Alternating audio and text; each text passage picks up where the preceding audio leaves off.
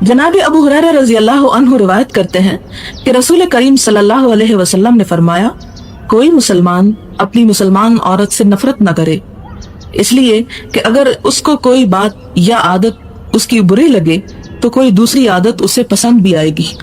اب افسوس کی بات یہ ہے کہ آج کل کوئی مردوں کو یہ باتیں سمجھانے والا نہیں رہا، جس کی وجہ سے انہوں نے عورتوں کے ساتھ وہ ظلم و ستم اور وہ معاملات شروع کر دیے کہ جو ہونے نہیں چاہیے۔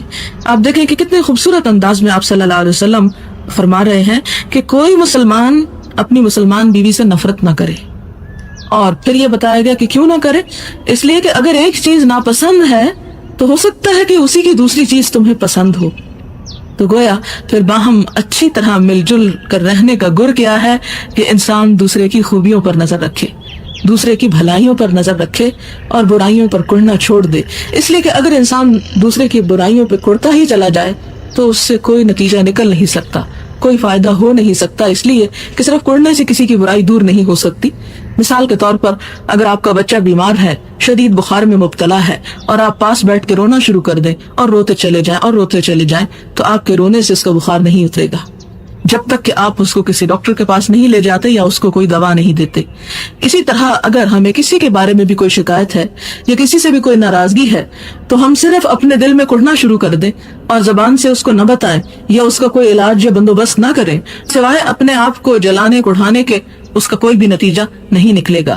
لہٰذا انسان کو یہ چاہیے کہ جہاں پر کسی چیز میں خرابی نظر آئے، تو جیسے کہ ہمیں ایک اور حدیث میں حکم دیا گیا کہ من رآ منکم منکرا فلیغیرہ بیدہ، اگر کہیں تم کوئی برائی دیکھو تو کیا کرو، اپنے ہاتھ سے اسے دور کر دو، اس سبب کو ہٹا دو۔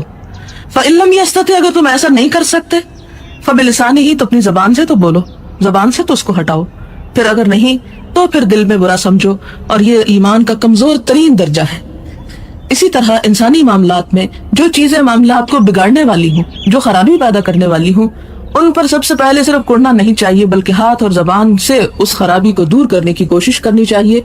اور یہاں پر بھی یہ بہترین نفسیاتی اصول دیا گیا کہ اگر انسان دوسروں کے ساتھ عمدہ سلوک کا متمنی ہے تو اس کے لیے ضروری ہے کہ وہ دوسرے کی خوبیوں پر نظر ڈالے، اس لیے کہ دنیا میں کوئی انسان بھی ایسا نہیں کہ جو 100% کامل ہو، مکمل ہو، اس میں کوئی خرابی نہ ہو۔ ہر انسان کے اندر چھوٹی موٹی کوئی نہ کوئی کمی بیشی پائی جاتی ہے۔ اگر انسان اس کی وجہ تلاش کر کے اس کے ساتھ گزارا کرنا سیکھ لے تو گزارا بہترین ہو سکتا ہے، لیکن اگر انسان خیر کا ایک بڑا پہلو اگنور کر کے صرف چھوٹی چھوٹی باتوں کو بہت بڑا ایشو بنا لے تو وہ انسان کے اپنے لیے نقصان دہ ہے۔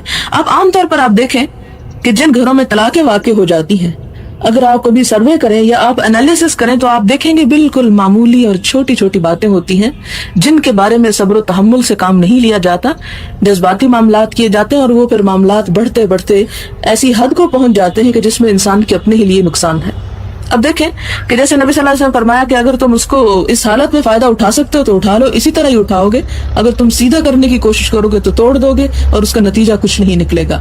اگر انسان ایسے حالات میں، جبکہ حالات بہت ہی بگڑ چکے ہوں، پھر بھی اگر انسان نقصان کو برابر کر کے دیکھے کہ ایک وہ تکلیف ہے جو اس شوہر یا بیوی کے ساتھ رہنے پر ہے کہ کوئی چھوٹی سی چیز، کوئی چھوٹی عادت یا گفتگو یا کوئی رویہ ناپسند ہے، اور دوسری وہ تکلیف ہے جو اس گھر سے نکلنے کے بعد یا اس بیوی کو گھر سے نکال دینے کے بعد، یعنی مرد اور عورت دونوں سوچیں، نکال دینے کے بعد ہے۔ اگر انسان ان دونوں کا جائزہ لے تو وہ تکلیف کہیں بڑی ہے جو اس کے بعد ہے۔ اس لیے اگر انسان تھوڑا پازیٹیولی سوچ لے تو عورت کی برائی یا شوہر کی کوئی عادت جو ناگوار ہے اس پر کنٹرول کیا جا سکتا ہے۔ پچھلے دنوں میں ایک اخبار میں پڑھ رہی تھی کہ کسی شخص نے اپنی پسند کی شادی کی، اور شادی کے کچھ ہی دن کے بعد اپنی جو بیوی تھی، جسے بڑے ارمانوں سے اور بڑی محبت سے وہ بیاہ کے لایا تھا، اس کے نیند میں خراٹے لینے کی عادت کی وجہ سے اس کے ناک کے اندر روئی ڈال دی اور وہ اسی طرح اس کی ڈیتھ ہو گئی۔ تو ظاہر ہے کہ ایک بڑی تکلیف دہ صورتحال ہے۔ کچھ لوگ جو ہیں وہ نہیں سو سکتے خراٹوں کی وجہ سے، ایک شدید قسم کی ڈسٹربنس ہو سکتی، خصوصاً جن لوگوں کی نیند کم ہو۔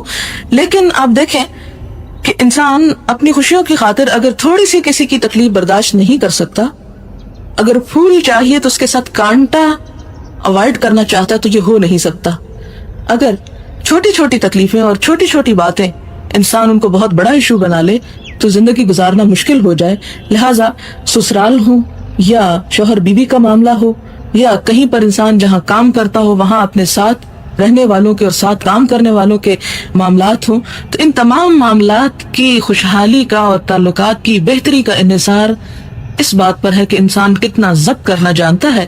اور ضبط وہی انسان کر سکتا ہے جو تکبر میں مبتلا نہ ہو اور جو اپنے آپ کو بڑی چیز نہ سمجھتا ہو اور جو یہ سمجھتا ہو کہ مجھ سے بھی تو غلطی ہوتی ہے. کیا ہوا اگر دوسرے سے غلطی ہو گئی؟ کیا میں نہیں چاہتا کہ مجھے معاف کر دیا جائے؟ اگر میں اپنے بارے میں یہ سمجھتا ہوں اور یہ اس بات کی تمنا رکھتا ہوں مجھ سے درگزر کیا جائے تو پھر میرے اندر بھی یہ بات ہونی چاہیے کہ میں دوسروں کی غلطیوں اور کمزوریوں کو درگزر کروں اور انہیں بہت زیادہ امپورٹنس نہ دوں، اس لیے کہ اس دنیا میں صرف خوشیاں ہیں نہیں، ہر پھول کے ساتھ کانٹا ہے اور ہر اچھی چیز کے ساتھ جس کا ڈارک پہلو بھی ہے. اگر دن کی روشنی ہے تو رات کا اندھیرا بھی ہے، اور اگر اچھے حالات ہیں تو زندگی میں تلخیاں اور گرمیاں بھی ہیں. لہٰذا انسان اچھائی کی امید رکھے اور دوسرے پہلو کو زیادہ سے زیادہ نظر انداز کرتا چلا جائے، یہی زندہ رہنے کا گر ہے. اور اگر انسان اس پہلو کو اپنے اوپر غالب کر لیتا ہے جو تکلیف کا ہے تو وہ شخص کہیں بھی دنیا میں چین نہیں پا سکتا. پھر اسی طرح اگلی حدیث ہے کہ جناب عمرو بن احوص جشمی رضی اللہ عنہ راوی ہیں کہ میں نے رسول اللہ صلی اللہ علیہ وسلم کے حجۃ الوداع کے موقع پر اللہ تعالیٰ کی حمد و ثنا اور نصائح اور واعظ کے بعد یہ فرماتے ہوئے سنا، خبردار عورتوں کے ساتھ بھلائی کا انداز اختیار رکھو، اس لیے کہ وہ تمہارے پاس قیدی ہیں اور تم ان سے سوائے اپنے خاص حق کے کسی اور چیز کے مالک نہیں ہو. تمہیں جس چیز کا نکاح کے بعد اختیار دیا گیا ہے وہ صرف ان کی ذات ہے، باقی جو ان کی اپنی چیزیں ہیں یا ان کے اپنے بھی شوق ہیں یا اپنی بھی خواہشات ہیں تو ان سب پر تمہیں مالک نہیں اور مختار نہیں بنایا گیا. ہاں اگر وہ خلاف عصمت و آبرو کوئی حرکت کریں یعنی بے حیائی کا کوئی کام کریں تو بطور سزا یہ کر سکتے ہو کہ اپنے بستر سے انہیں دور رکھو اور ہلکی مار بھی مار سکتے ہو، مگر ضرب شدید نہیں. پھر وہ تمہاری بات مان لیں تو اور کوئی تکلیف نہ دو. یہ سورۃ النساء کی اس آیت کی تفسیر بھی ہے کہ جس میں یہ آتا ہے کہ فَإِذُوهُنَّ فَاهْجُرُوهُنَّ فِي الْمَضَاجِعِ وَاضْرِبُوهُنَّ، کہ اگر تمہیں ان کے نشوز کا ڈر ہو تو نشوز سے مراد پھر کیا ہوا؟ یہ حدیث اس کی وضاحت کرتی ہے کہ بے حیائی کا ارتکاب، کہ اپنے شوہر کے خاص حق میں کسی دوسرے مرد کو شریک کرے. تو ایسی صورت میں مرد کو کیا حکم دیا گیا کہ پہلے تو سمجھائے، نہ سمجھے تو پھر اس سے قطع تعلق ہی کرے، اس پر بھی نہ سمجھے تو پھر تیسرے درجے پہ مار سکتا ہے، لیکن کیسی مار؟ ضرب شدید نہیں. کہ اس کی بھی دو باتیں بتا دی گئی کہ ایسا نہ ہو کہ جس سے جسم کے اوپر کوئی نشان رہ جائے اور ایسا بھی نہ ہو کہ جو چہرے کے اوپر ہو. تو پھر حضرت ابن عباس سے کسی نے پوچھا پھر وہ کیا ہو؟ تو آپ نے کہا جیسے مسواک جیسی چیز سے مارنا. واضح رہے کہ تم کو اگر بیویوں پر کچھ حق ہے تو بیوی کو بھی تم پر حق حاصل ہے. یہ اللہ تعالیٰ نے عورت کے حق کی حفاظت کی اور فرمایا کہ اگر تمہیں حق ہے بیوی پر تو بیوی کا بھی تم پر حق ہے. بیوی پر تمہارا تو حق یہ ہے کہ وہ ان سے ربط و ضبط اور بے تکلفی کا تعلق نہ رکھے جن کو تم ناپسند کرتے ہو. یہ ہے شوہر کا حق بیوی کے اوپر کہ بیوی ان کے ساتھ ایسا تعلق نہ رکھے، یعنی دوسرے مردوں کے ساتھ بے تکلفی کا، یا ایسا تعلق کہ جسے شوہر ناپسند کرتا ہو، جس سے وہ غیرت کھاتا ہو یا جس سے وہ ناگوار سمجھتا ہو، یعنی تمہارے بستر تک ان کو رسائی نہ دیں یا تمہارے گھر میں تمہارے ناپسندیدہ فرد کو داخل نہ ہونے دیں، یعنی شوہر حاضر ہو یا غائب ہو کسی حال میں بھی، کیونکہ اس سے تعلقات جو ہیں ان کے اندر بگاڑ آتا ہے. اور ان کا تم پر کیا حق ہے؟ یہ حق ہے کہ ان کے کھانے کپڑے کے انتظام کے ساتھ ان سے حسن سلوک برتو. یعنی مرد کی ذمہ داری کیا ہے کہ بیوی کو کھانا کپڑا دے اور اس سے اچھا برتاؤ کرے، بہترین اخلاق سے پیش آئے. کیونکہ جب مرد بد اخلاقی کرتا ہے تو عورت تو ہے ہی جذباتی، اور جذبات میں اور زیادہ بولے گی اور اس سے معاملات بگڑ سکتے ہیں. لہٰذا پہلے نمبر پر مرد کو حکم دیا گیا کہ وہ صبر و ضبط سے کام لے. اور بیوی کا کیا حق رکھا گیا شوہر کے اوپر کہ وہ کسی ایسے شخص کو اپنے گھر میں نہ آنے دے کہ جس کا آنا شوہر کو ناگوار ہو. اگلی حدیث ہے حضرت معاویہ بن حیدہ سے رضی اللہ عنہ راوی ہیں کہ میں نے رسول اللہ صلی اللہ علیہ وسلم سے عرض کیا کہ یا رسول اللہ ہماری بیویوں کا ہم پر کیا حق ہے؟ آپ صلی اللہ علیہ وسلم نے فرمایا جب اور جو تو کھائے اسے بھی کھلا. یہ نہیں کہ شوہر بہترین چیز کھائے اور عورت بچا کچھا کھائے جیسے ہمارے معاشرے میں ہوتا ہے. کہ پہلے شوہر کھا لے، بچے کھا لیں، نوکر کھا لیں، سب کھا لیں، اور پھر عورت جو ہے وہ بچا کچا برتنوں میں سے سمیٹ کے کھائے. تو یہ نہیں، بلکہ شوہر کو بھی جس طرح جس برتن اور جس قسم کے کھانے کا حق ہے، عورت کو بھی وہی کھانا کھانا چاہیے. عام طور پر آپ نے کئی گھرانوں میں دیکھا ہوگا، بڑی بوڑھیاں جو ہیں وہ بچیوں کو کچھ خاص قسم کے کھانوں سے اور چیزوں سے روک دیتی ہیں کہ یہ مت کھاؤ، اس سے جلدی جوان ہو جاؤ گے، اور اس قسم کے جو بلا وجہ کی پابندیاں اور قید ہیں.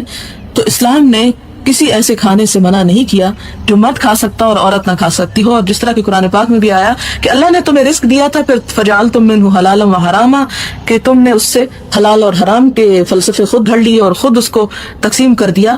نہیں، باقی تمام چیزوں میں عورت کے حقوق وہی ہیں، صرف گھر کی ذمہ داری کے معاملے میں مرد کو قوام بنایا گیا اور عورت کو اس کا مددگار بنایا گیا. پھر اسی طرح فرمایا کہ جب اور جیسا لباس تو پہنے اس سے بھی پہنا، یعنی اگر خود قیمتی پہنتے تو بیوی کو بھی قیمتی پہناؤ. لیکن آج کل کی عورتیں تو ماشاءاللہ مردوں سے بھی زیادہ قیمتی پہنتی ہیں. ان کے منہ پر نہ مارو، ان کے منہ پر نہ مارو، خاص طور پہ منع کیا گیا. اسے گالی نہ دو، ابیوز نہ کرو، اس لیے کہ پھر اگر عورت کے منہ سے نکلی تو مرد اسے اپنی عزت اور وقار کے خلاف سمجھے گا اور اس سے معاملہ جو ہے وہ حد سے زیادہ بگڑ جائے گا. لہٰذا مرد کو پہلے درجے پہ روکا گیا کہ وہ ایسا نہ کرے. اسے علیحدہ نہ کرو، مگر گھر کے اندر ہی، یعنی گھر سے مت نکالو. پھر اگلی حدیث ہے حضرت ابو ہریرہ سے، بیان کرتا ہے کہ نبی محترم صلی اللہ علیہ وسلم نے فرمایا، باعتبار ایمان تم میں وہ شخص کامل مومن ہے جس کا اخلاق اچھا ہو. یعنی ایمان صرف زبانی اقرار کا نام نہیں، بلکہ عملی طور پر بہترین اخلاق کا ہونا جو ہے وہ ایمان کا اظہار ہے. اور ساتھ ہی فرمایا کہ تم میں بہترین وہ ہے جس کا برتاؤ اپنی بیوی سے بہترین ہو. یعنی اخلاق کا مظاہرہ سب سے پہلے گھر سے کرو. یہ نہیں کہ گھر والوں کے ساتھ تم بدتمیزی سے پیش آؤ اور باہر تم سب سے اچھے انسان نظر آؤ. نہیں، سب سے بہترین وہ ہے جس کا سلوک یا جس کا اخلاق اپنی بیوی کے حق میں اچھا ہے. حضرت ایاس بن عبداللہ بن ابی ذباب رضی اللہ عنہ فرماتے ہیں کہ رسول اللہ صلی اللہ علیہ وسلم نے فرمایا، اللہ کی بندیوں، عورتوں کو نہ مارا کرو. کچھ عرصہ گزرا تھا کہ حضرت عمر فاروق رضی اللہ تعالیٰ عنہ آپ کی خدمت میں آئے اور عرض کیا، یا رسول اللہ صلی اللہ علیہ وسلم، آپ کی رعایت کی وجہ سے کہ عورتوں کو نہ مارو، عورتیں اپنے شوہروں پر غالب آ گئی ہیں اور ان کی دلیری بہت بڑھ گئی ہے. یہ حالت معلوم ہونے کے بعد آپ صلی اللہ علیہ وسلم نے انہیں مارنے کی اجازت دے دی. اس کے بعد ازواج مطہرات کے پاس عورتیں آ کر اپنے خامدوں کی مار پیٹ کی شکایت کرنے لگی. اور ایک اور روایت میں آتا ہے کہ جس رات آپ نے اجازت دی تھی، صبح کے وقت 80 عورتیں آئیں کہ جنہوں نے آ کے شکایت کی کہ ہمیں مارا پیٹا گیا ہے. تب جناب رسول اللہ صلی اللہ علیہ وسلم نے ارشاد فرمایا کہ اہل بیت محمد صلی اللہ علیہ وسلم کے پاس بہت سی عورتیں اپنے شوہروں کی شکایات کرنے آئی ہیں. ایسے شوہر سن لیں کہ وہ بھلے اور بہتر نہیں ہیں، یعنی جو مارتے ہیں وہ اللہ کے رسول صلی اللہ علیہ وسلم کی نظر میں ناپسندیدہ مرد ہیں. ساتھ ہی یہ فرمایا گیا نا کہ وہ شوہر اچھے نہیں ہیں، تو جو اچھا بننا چاہے وہ ایسا نہ کرے. جناب عبداللہ بن عمرو بن عاص سے روایت ہے کہ رسول اللہ صلی اللہ علیہ وسلم نے فرمایا، دنیا ایک پونجی ہے اور اس پونجی کا بہترین حصہ نیک اور صالح عورت ہے، اس کو مارنے کی کبھی ضرورت ہی نہیں پڑے گی. 35واں باب. یہ باب ایک قرآنی آیت اور 8 احادیث پر مشتمل ہے. حق الزوج علی المرأة، شوہر کا اپنی بیوی پر حق اور اس کی تاکید. قال اللہ تعالی، الرجال قوامون على النساء بما فضل الله بعضهم على بعض وبما انفقوا من اموالهم فالصالحات قانتات حافظات للغیب بما حفظ اللہ. مرد عورتوں کے منتظم اور نگران ہیں کیونکہ اللہ تعالیٰ نے ان میں سے بعض کو بعض پر برتری دی ہے، نیز اس لیے کہ وہ اپنے اموال خرچ کرتے ہیں. یعنی مرد کو اگر عورت پر برتری حاصل ہے تو وہ اس وجہ سے دی گئی ہے کہ مرد اپنی خون پسینے کی کمائی جو ہے وہ عورت پہ خرچ کرتا ہے. بس نیک بخت عورتیں فرما برداری کرتی ہیں، اطاعت گزار ہوتی ہیں، بات مانتی ہیں اور بحفاظت الہی شوہر کی غیر موجودگی میں اس کے مفادات کی نگہداشت کرتی ہیں، اس کی اولاد کی، اس کے مال و دولت کی، اپنے گھر کی، اپنی عزت کی، ان تمام چیزوں. اسی سے حضرت ابو ہریرہ کی حدیث ہے، ان ابی ہریرہ رضی اللہ عنہ قال قال رسول اللہ صلی اللہ علیہ وسلم، اذا دعا الرجل امرأته الى فراشه فلم تأته فبات غضبان عليها لعنتها الملائکة حتى تصبح. متفق علیہ. جناب ابو ہریرہ رضی اللہ عنہ راوی ہیں کہ رسول اللہ صلی اللہ علیہ وسلم نے فرمایا کہ جب شوہر بیوی کو فعل زوجیت کے لیے بلائے اور بیوی نہ آئے اور میاں اس وجہ سے وہ رات غصے میں گزارے تو صبح تک فرشتے ایسی عورت پر لعنت ملامت کرتے رہتے ہیں۔ بخاری اور مسلم ہی کی ایک اور روایت میں ہے کہ جب کوئی عورت اپنے شوہر کے بستر کو چھوڑ کر رات بسر کرے تو فرشتے صبح تک اس پر لعنت کرتے رہتے ہیں۔ ایک اور روایت میں یوں ہے کہ رسول اللہ صلی اللہ علیہ وسلم نے فرمایا، قسم اس ذات کی جس کے قبضے میں میری جان ہے، کہ کوئی شوہر اپنی بیوی کو اپنے بستر پر بلائے اور عورت انکار کر دے تو آسمان والے اس وقت تک اس سے ناراض رہتے ہیں جب تک اس کا شوہر اس سے راضی نہ ہو۔ جناب ابی ہریرہ سے روایت ہے کہ رسول اللہ صلی اللہ علیہ وسلم نے فرمایا، کسی عورت کے لیے یہ جائز نہیں کہ وہ شوہر کی موجودگی میں اس کی اجازت کے بغیر نفلی روزے رکھے، اور نہ یہ جائز ہے کہ شوہر کی اجازت کے بغیر اس کے گھر میں کسی کو آنے کی اجازت دے۔ اگرچہ یہ باتیں بہت ناگوار بھی گزرے تو یہ جان لیں کہ یہ سب بخاری مسلم کی متفق علیہ روایات ہیں، صحیح احادیث ہیں۔ اگر ایمان ہے تو اللہ کے رسول صلی اللہ علیہ وسلم کی بات کو مان لیں، اور اگر آپ صلی اللہ علیہ وسلم بھی سے کوئی نسبت نہیں تو پھر ظاہر آپ کی بات بھی اچھی نہیں لگے گی۔ جناب عبداللہ بن عمر فاروق رضی اللہ عنہما بیان کرتے ہیں کہ نبی صلی اللہ علیہ وسلم نے فرمایا کہ تم میں سے ہر شخص نگران اور ذمہ دار ہے، اور ہر نگران سے اپنے زیر دست کے بارے میں باز پرس ہوگی۔ حاکم بھی ذمہ دار ہے، مرد بھی اپنے اہل خانہ کا ذمہ دار ہے، اور عورت بھی اپنے شوہر کے گھر اور اس کی اولاد کی نگہبان اور ذمہ دار ہے۔ غرضے کہ تم میں سے ہر شخص نگران اور ذمہ دار ہے، اور ہر ذمہ دار سے اپنے زیر دست کے بارے میں باز پرس ہوگی، یعنی ان کی رعایا کے بارے میں پوچھا جائے گا۔ اگلی حدیث جناب ابو علی طلق بن علی سے روایت ہے کہ رسول اللہ صلی اللہ علیہ وسلم نے فرمایا، جب بھی کوئی مرد اپنی بیوی کو تکمیل خواہش کے لیے بلائے تو اسے فوراً آنا چاہیے، خواہ وہ تندور پر روٹی ہی کیوں نہ پکا رہی ہو۔ یہ ترمذی اور نسائی کی روایت ہے، اگرچہ بخاری اور مسلم کی نہیں لیکن ترمذی اور نسائی کی ہے۔ جناب ابو ہریرہ رضی اللہ عنہ روایت کرتے ہیں کہ نبی کریم صلی اللہ علیہ وسلم نے فرمایا، اگر میں کسی کو کسی کے سامنے سجدہ کرنے کا حکم دیتا تو عورت سے کہتا کہ وہ اپنے خاوند کو سجدہ کرے، یعنی اگر ہوتا، لیکن دیا نہیں گیا۔ لیکن یہ مثال اس لیے دی گئی کہ عورت جو ہے اپنے شوہر کے ساتھ عزت اور احترام سے پیش آئے، اس کے ساتھ بچوں کا سا معاملہ نہ کرے یا اس کی بے عزتی نہ کرے۔ ام المومنین ام سلمہ رضی اللہ عنہا بیان فرماتی ہیں کہ رسول اللہ صلی اللہ علیہ وسلم نے فرمایا کہ کسی عورت کا ایسی حالت میں انتقال ہو جائے کہ اس کا شوہر اس سے راضی اور خوش ہو تو وہ عورت جنتی ہے۔ جناب معاذ بن جبل رضی اللہ عنہ راوی ہے کہ رسول اللہ صلی اللہ علیہ وسلم نے فرمایا کہ دنیا میں کوئی بھی عورت جب اپنے شوہر کو اذیت اور تکلیف پہنچاتی ہے تو جنت کی حور اس عورت سے کہتی ہے کہ اللہ تیرا ستیہ ناز کرے، تو اپنے میاں کو نہ ستا، یہ تو تیرے پاس چند روزہ مہمان ہے اور بہت جلد تجھ سے بچھڑ کر ہمارے پاس آنے والا ہے، یعنی اگر وہ نیک ہو۔ جناب اسامہ بن زید رضی اللہ عنہما روایت کرتے ہیں کہ رسول اللہ صلی اللہ علیہ وسلم نے ارشاد فرمایا کہ میرے بعد مردوں کے لیے عورت سے بڑھ کر کوئی اور فتنہ نہیں ہوگا۔ وآخر دعوانا الحمدللہ رب العالمین۔ سبحان اللہ وبحمدہ عدد خلقہ ورضا نفسہ وزنۃ عرشہ ومداد کلماتہ، سبحان اللہ العظیم۔ اللہم صل علی محمد وعلی آل محمد کما صلیت علی ابراہیم وعلی آل ابراہیم انک حمید مجید۔ اللہم بارک علی محمد وعلی آل محمد کما بارکت علی ابراہیم وعلی آل ابراہیم انک حمید مجید۔ ربنا آتنا في الدنيا حسنة وفي الآخرة حسنة وقنا عذاب النار۔ ربنا لا تزغ قلوبنا بعد إذ هديتنا وهب لنا من لدنك رحمة إنك أنت الوهاب۔ ربنا هب لنا من أزواجنا وذرياتنا قرة أعين واجعلنا للمتقين إماما۔ یا حی یا قیوم برحمتک نستغیث۔ اللہم انفعنا بما علمتنا وعلمنا ما ينفعنا وزدنا علما۔ اللہم انا نسألک الہدى والتقى والعفاف والغنى۔ اللہم احسن عاقبتنا في الامور كلها واجرنا من خزي الدنيا وعذاب الآخرة۔ اللہم انا نسألک من الخیر کلہ عاجلہ وآجلہ ما علمنا منہ وما لم نعلم۔ اللہم انا نعوذ بک من شر کلہ عاجلہ وآجلہ ما علمنا منہ وما لم نعلم۔ یا حی یا قیوم برحمتک نستغیث۔ اللہم انا نسألک علما نافعا ورزقا طیبا وشفاء من كل داء۔ اللہم انا نعوذ بک من قلب لا يخشع ونفس لا تشبع ودعوة لا يستجاب لها وعلم لا ينفع۔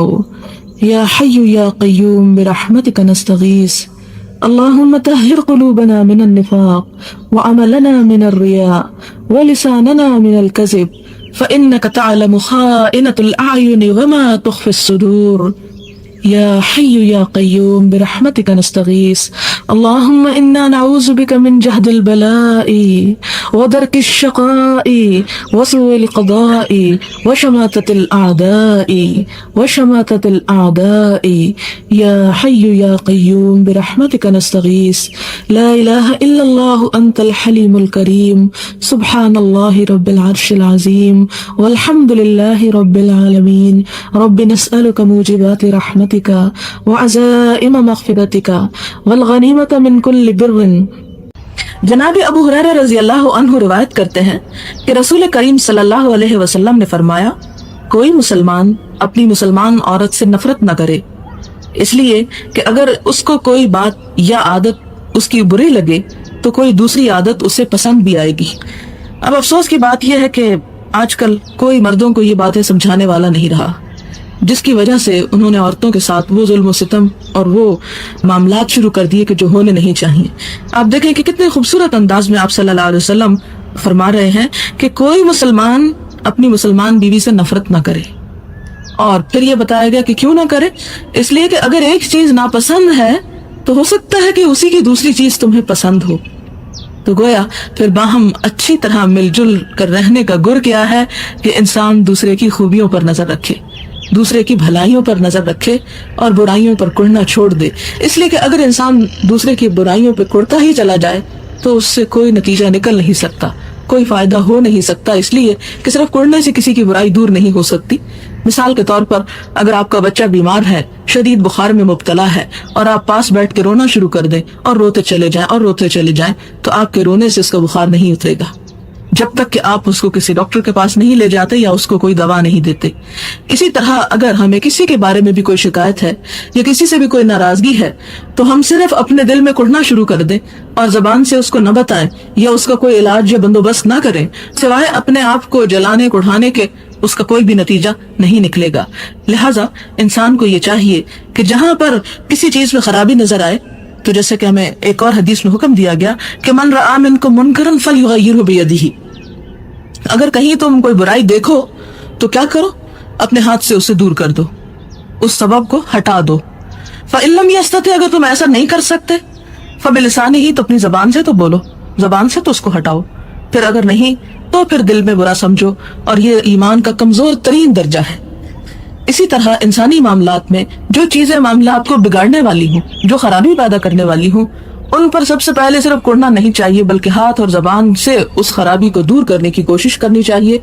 اور یہاں پر بھی یہ بہترین نفسیاتی اصول دیا گیا کہ اگر انسان دوسروں کے ساتھ عمدہ سلوک کا متمنی ہے تو اس کے لیے ضروری ہے کہ وہ دوسرے کی خوبیوں پر نظر ڈالے، اس لیے کہ دنیا میں کوئی انسان بھی ایسا نہیں کہ جو 100% کامل ہو، مکمل ہو، اس میں کوئی خرابی نہ ہو۔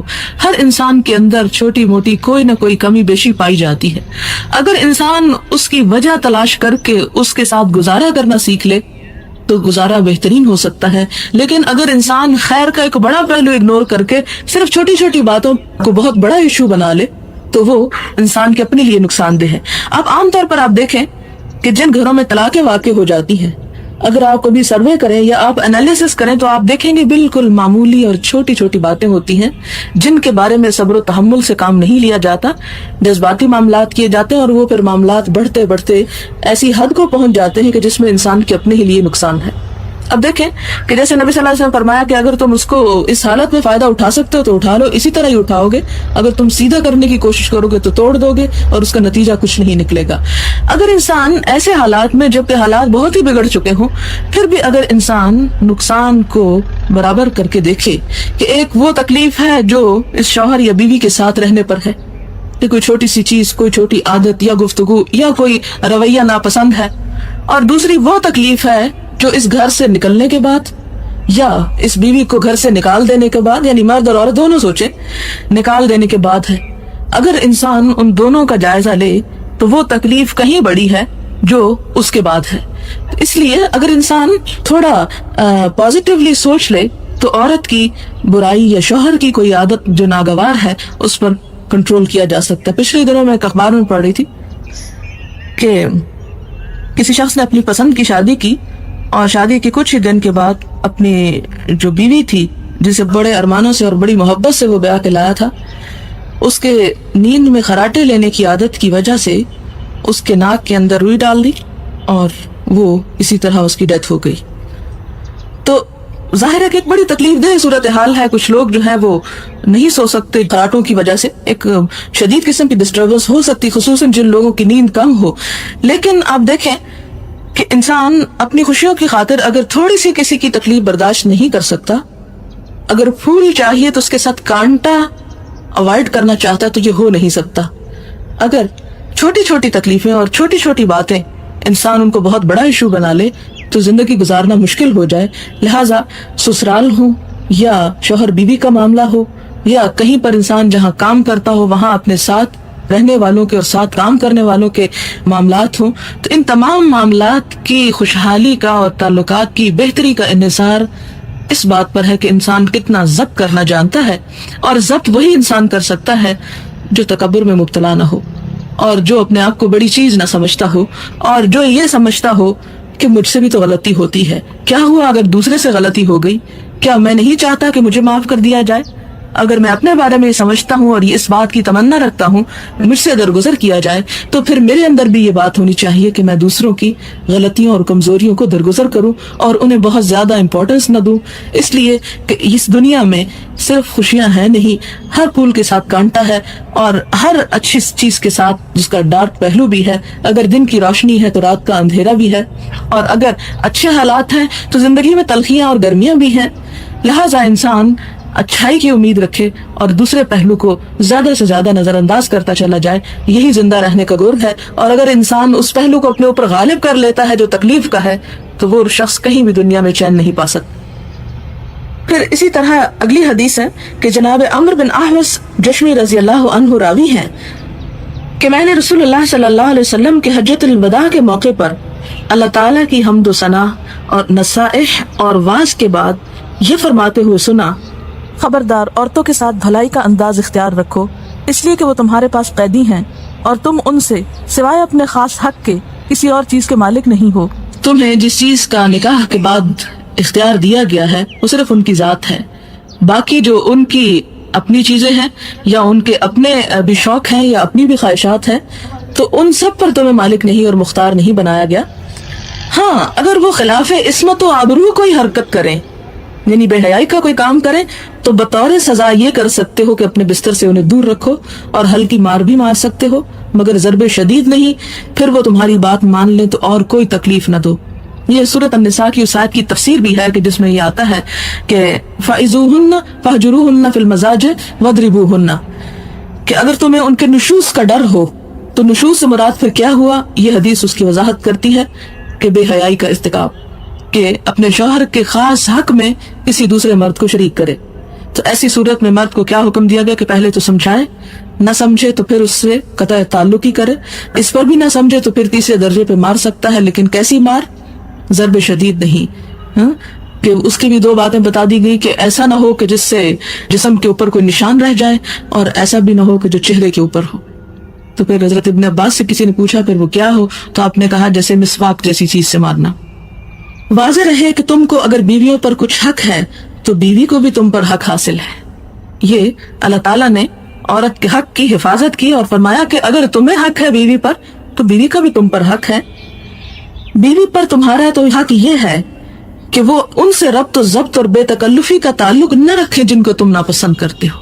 یہ ہے شوہر کا حق بیوی کے اوپر کہ بیوی ان کے ساتھ ایسا تعلق نہ رکھے یعنی دوسرے مردوں کے ساتھ بے تکلفی کا یا ایسا تعلق کہ جسے شوہر ناپسند کرتا ہو، جس سے وہ غیرت کھاتا ہو یا جس سے وہ ناگوار سمجھتا ہو، یعنی تمہارے بستر تک ان کو رسائی نہ دیں یا تمہارے گھر میں تمہارے ناپسندیدہ فرد کو داخل نہ ہونے دیں، یعنی شوہر حاضر ہو یا غائب ہو کسی حال میں بھی، کیونکہ اس سے تعلقات جو ہیں ان کے اندر بگاڑ آتا ہے.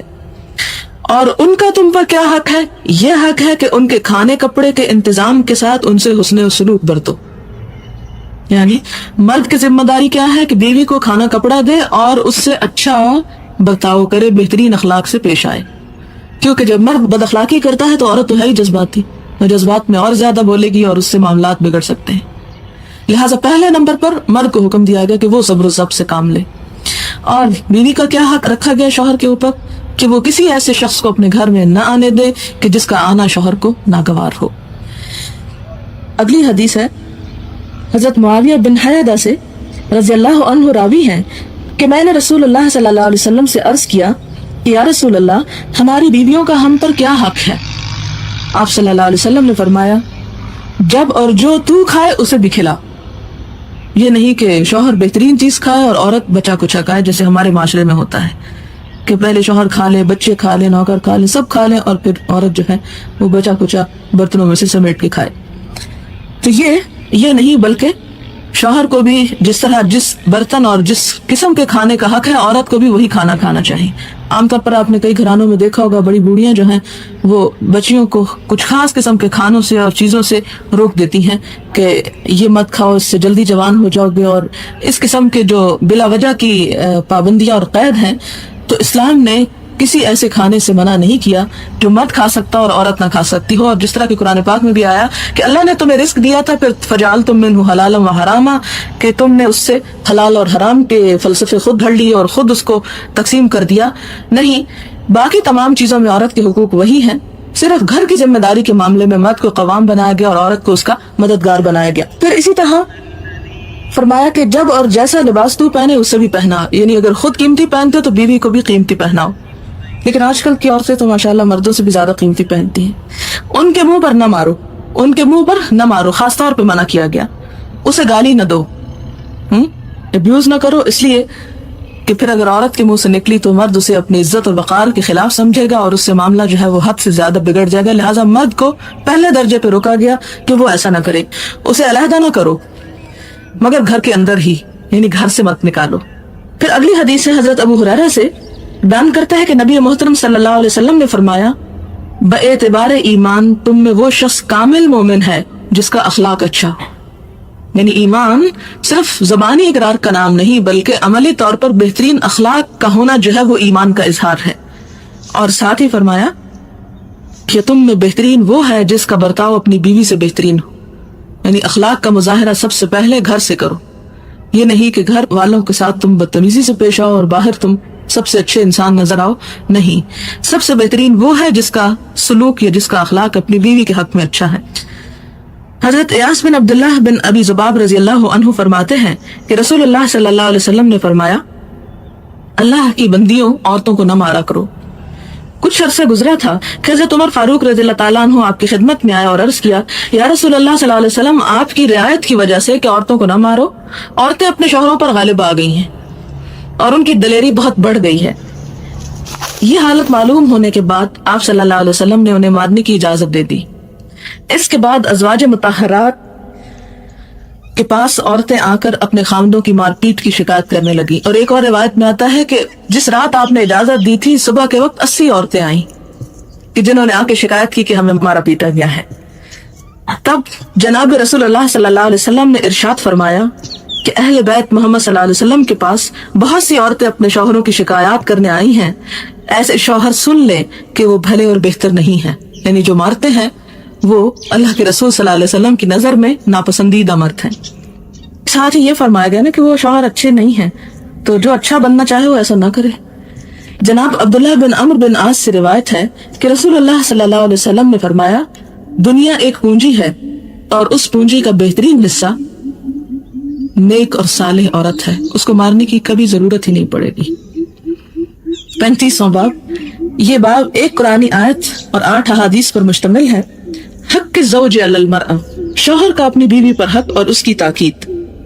قال اللہ تعالی, الرجال قوامون على النساء بما فضل الله بعضهم على بعض وبما انفقوا من اموالهم فالصالحات قانتات حافظات للغیب بما حفظ اللہ.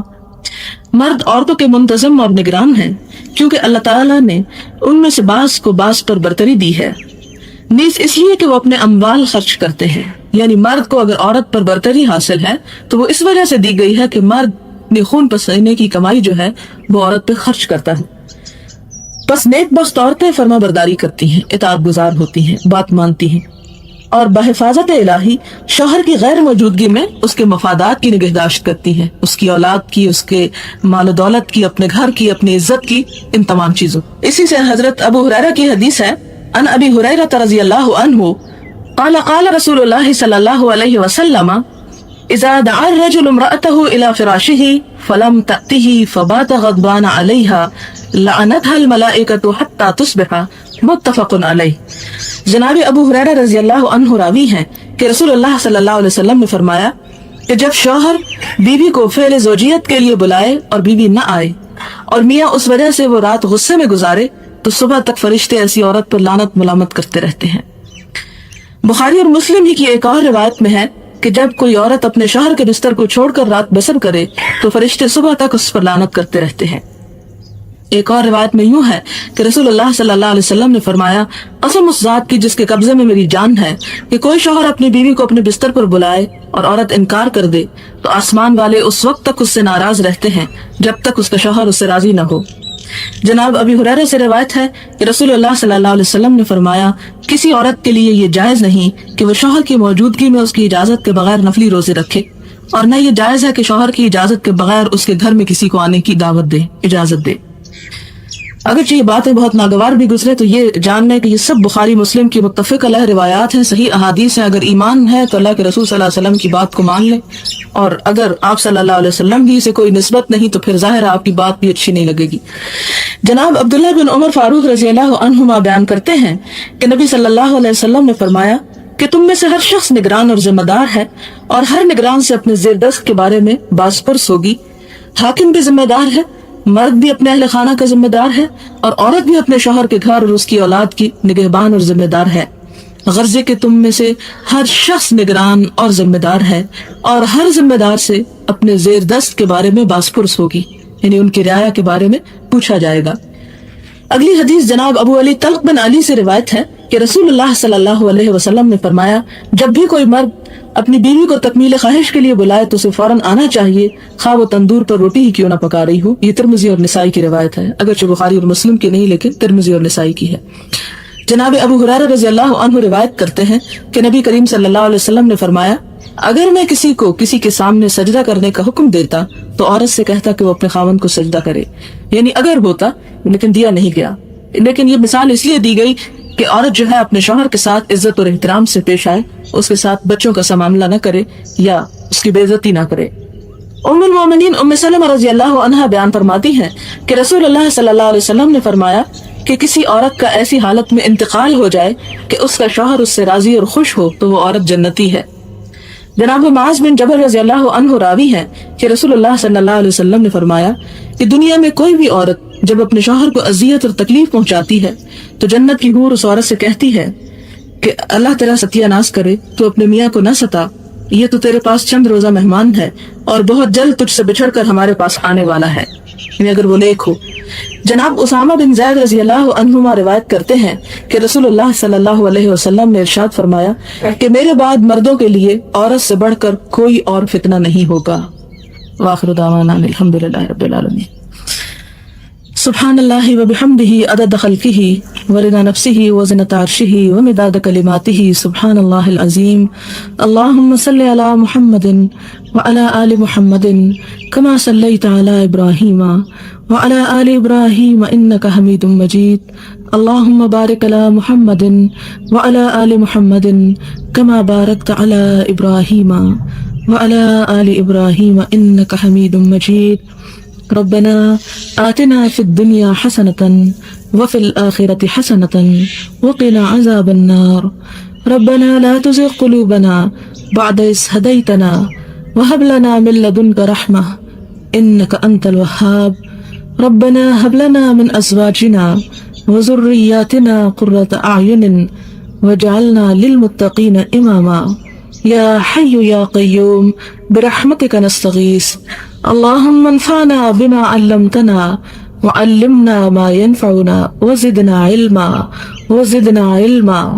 اللهم إنا نسألك الهدى والتقى والعفاف والغنى.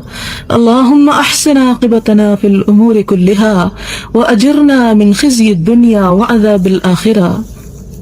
اللهم إنا نسألك من الخير كله عاجله وآجله ما علمنا منه وما لم نعلم.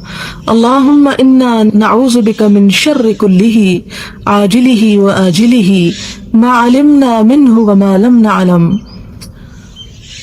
يا حي يا قيوم برحمتك نستغيث